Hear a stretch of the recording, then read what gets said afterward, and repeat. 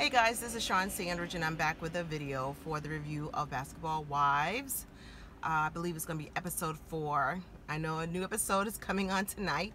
First, I want to say thank you for hanging in there with me, bringing the reviews, even though they're late. But hey, you're not missing very much.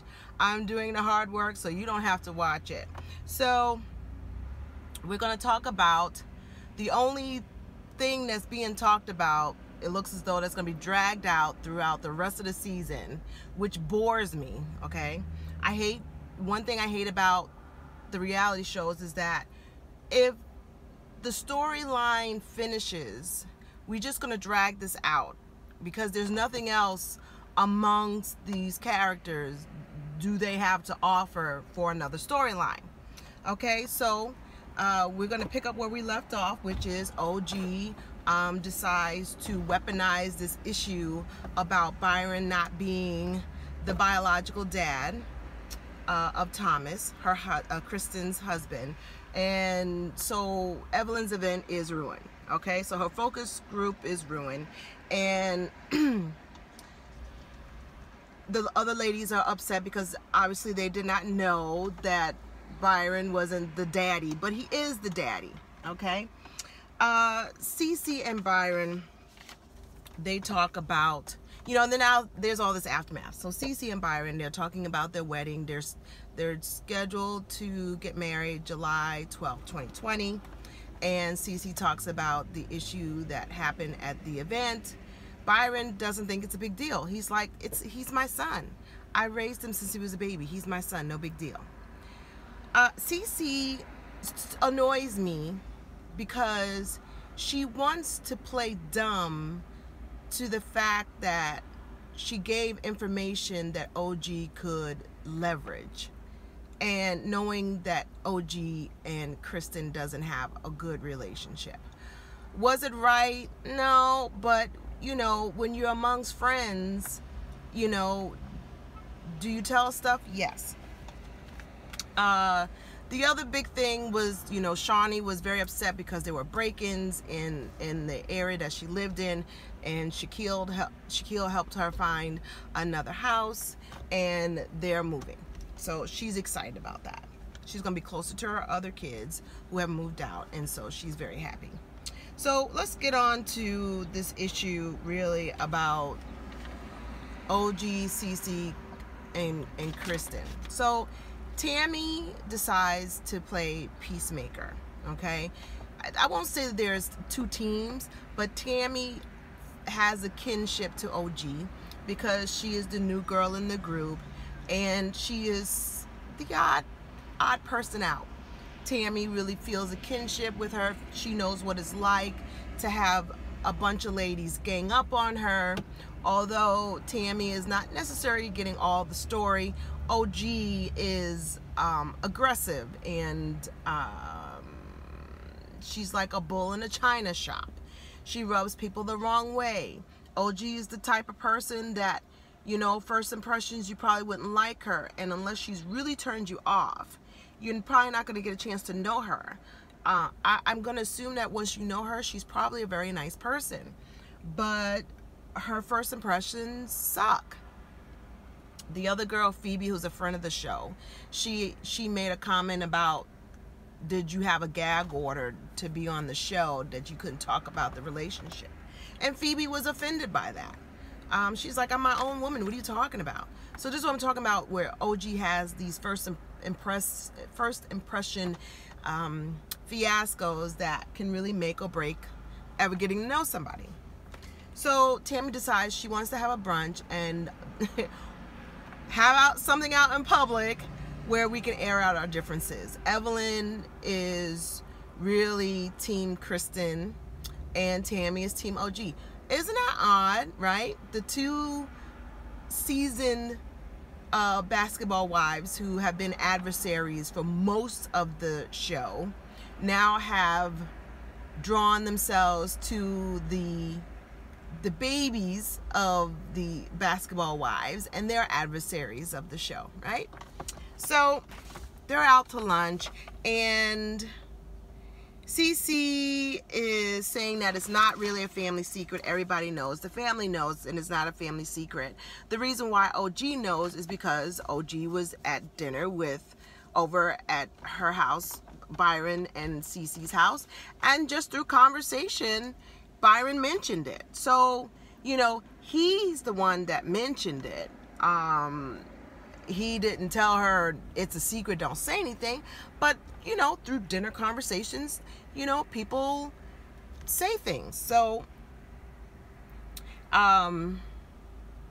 Kristen says she never had a problem with Byron before, and CeCe still brings it back to, but you did say some things that were hurtful, and don't make this solely about me, that you have a problem with me, that you're the one that blurted out to the world that we're bad grandparents and that he's a bad granddaddy because he doesn't see his kid down the block, his grandbaby down the block.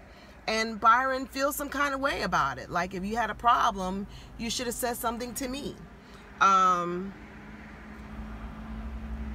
Evelyn did make a mention that, you know, how can you have one and not the other? You want the son to be the best man, or he wants his son to be the best man, but his wife isn't invited to the wedding. Don't you think that is a problem? And she's like, no, if it's what Byron wants, that is his son, and if he wants his son there, I'm going to do whatever he wishes.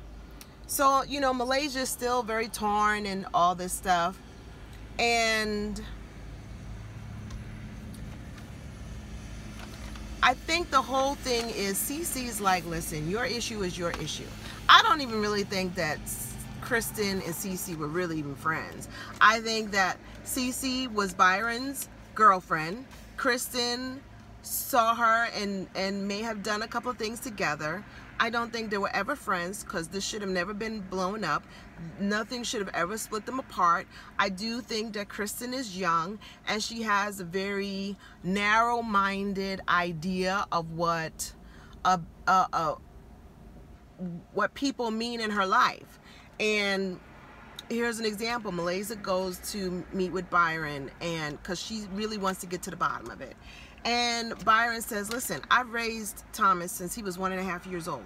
He's my son. I don't know what the big deal is. Everyone else is making a big deal. It's not a big deal.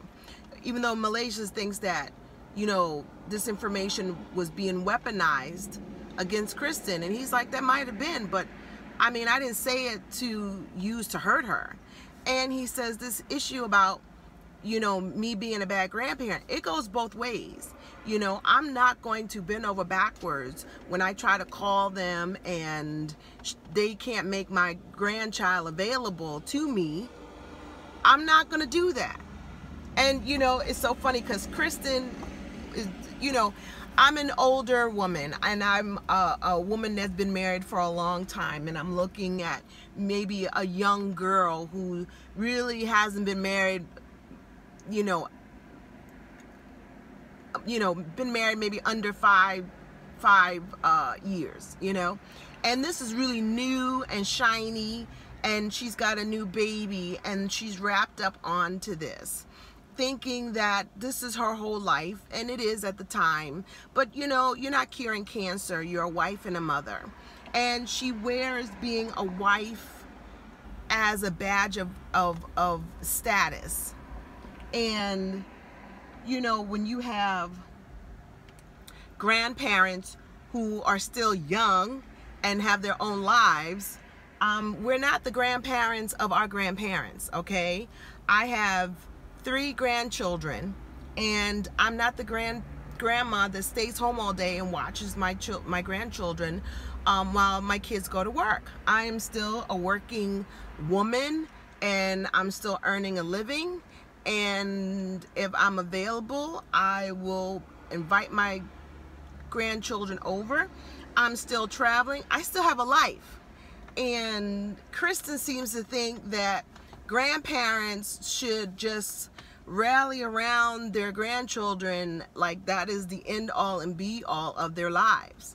We love our grandchildren, but like I said, we're not our grandparents of, you know, when we were growing up. And I think her world is really small, and she feels like everybody should fit her mold of what a grandparent should be. And Cece's like, listen, if y'all never get along, if we never get along, I'm okay. I'm going to marry my husband. I'm going to marry my man, and we're going to live our lives. And I think Byron really feels like this is our life, me and you and I, and that's their life. And that can be really dicey, because I do believe that if Cece doesn't change her idea of how this family should be or could be, I think she's really missing out. One of the most beautiful things that I got a chance to witness when I went to Florida in May for my best friend's wedding was that there was two blended families. My friend, she has a daughter, and her husband has 3 adult children. And during the time that they've been dating, they have already been a family unit. It just got formalized through the wedding. And one of the most beautiful things I think that made this wedding so tender and beautiful, and seeing the family now formally come together, is that all of the children had beautiful things to say about my friend and her husband. Her daughter embraced him, and she said that he was another prominent father figure in her life. And she's an adult. She got married last year. She's 30, and in this young adult woman seeing another man, you know, dating her mom, she says as an adult that he is another prominent father figure in her life. I think that says a lot to the character of him, and how much he brought of himself into their lives, and vice versa for my friend. All the children said, you know, we didn't come in as his kids. We came into your home as your kids. And there isn't any awkward wiggle room for getting to fit in. They're already fit in, you know? And I think that if Cece does not change her mindset about what family is, and we can only know what her family dynamics are, I think she's missing out on a richness of family life that she could have. But that's her choice. Yeah, you could be Byron's wife, and that's his grandchild. But I think you're missing out on something really beautiful and enriching in your own lives if you miss the opportunity to fix what is a problem. I mean, I personally would not want to see my husband's adult child, hurt if I was in a position to fix it. And that she doesn't want to even compromise to fix it. Although I understand how she feels about it, she is not someone that likes confrontation. So anytime she feels pushed to a corner, she's ready to leave. And Kristen is a total opposite. So I don't know how they're going to fix it. But somebody's got to give, somebody's got to bend, and it can't be superficial. But right now it's going to be superficial until the rest of the season's over and the reunion, and I don't think it's going to be repaired. So that's all I have for this episode. We'll see what happens tonight. I'll get the video out maybe by the weekend. I don't know. I'm a busy lady. Take care of yourself and each other. Please make your comments if you are on Cece's side, if you are on Kristen's side, and what you think should be the remedy. All right? Talk to you soon. Have a wonderful day.